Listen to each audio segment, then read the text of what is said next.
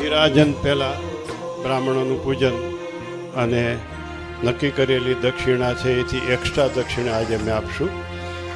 ચાલો યજમાન આવો.